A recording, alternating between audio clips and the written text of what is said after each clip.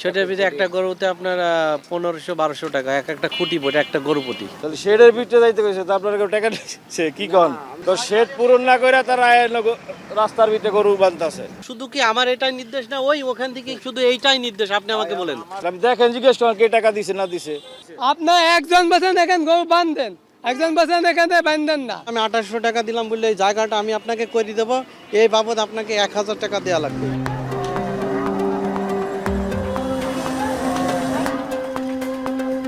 প্রায় 20 বছর এই খামারিরা চুয়াডাঙ্গা থেকে ঢাকায় গরু নিয়ে আসে, তবে এমন অভিজ্ঞতা হয়নি আর কখনো।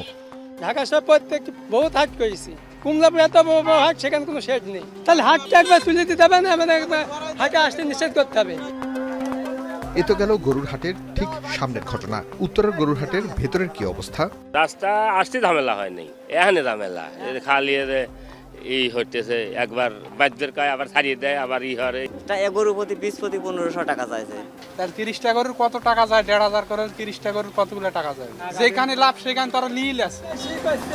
চাঁদাবাজদের দৌরাত্ম্য সব জায়গায়। চাঁদার টাকার হিসেব নিয়ে খামারিদের সাথে ঝগড়ায় জড়াচ্ছেন হাট কর্তৃপক্ষ।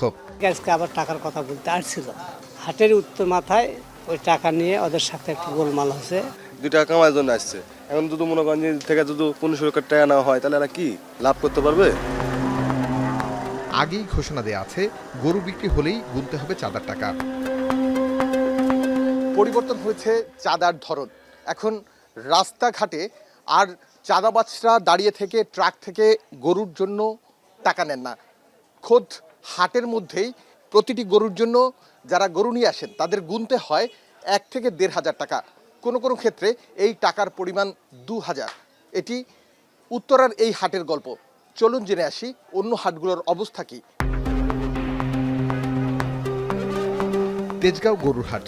এখানে খোলাখুলি চাঁদার ঘটনা না থাকলেও গরুর দড়ি খুলে জায়গা দখল করা নিত্যদিনের ঘটনা, আর এর পিছনেই লুকিয়ে থাকে চাঁদার মূল গল্প।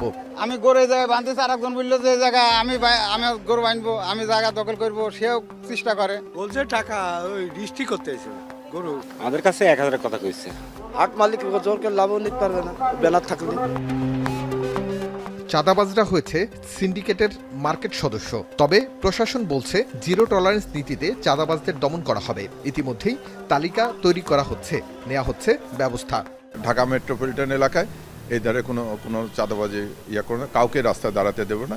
কুরবানির গাড়ি যে গন্তব্যে সেই গন্তব্যে গাড়ি নিয়ে যাবে, এই জন্য পর্যাপ্ত পুলিশি ব্যবস্থা আছে এবং আমরাও গোয়েন্দা তৎপরতা বৃদ্ধি করেছি। কেউ যেন কোনো রকম কুরবানির পশু কিনে কোনো রকম অপতৎপরে লিপ্ত হতে না পারে।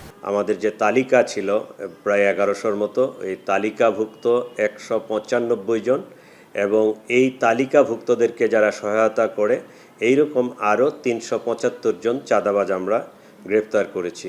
এবং গরুর মার্কেট কেন্দ্রিক কোনো ধরনের যেন ছিনতাই, চাঁদাবাজি বা অন্য কিছু না হয় সেই ব্যবস্থাও থাকবে। বিশ্লেষকরা বলছে রাজনীতিবিদ, প্রশাসন ও ক্যাডারদের সমন্বয়ে তৈরি হয়েছে চাঁদার সিন্ডিকেট।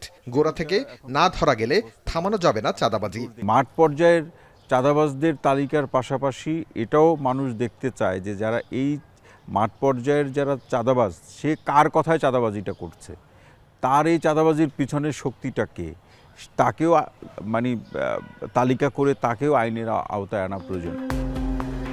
মাঠ পর্যায়ের চাঁদাবাজদের তালিকা করে গ্রেফতারের মাধ্যমে চাঁদাবাজি প্রতিরোধ করা যাবে না বলে ধারণা সমাজ বিশ্লেষকদের। দরকার চাঁদাবাজদের পেছনের ব্যক্তিকে আইনের আওতায় আনা। আরিফ হোসেন, এখন, ঢাকা।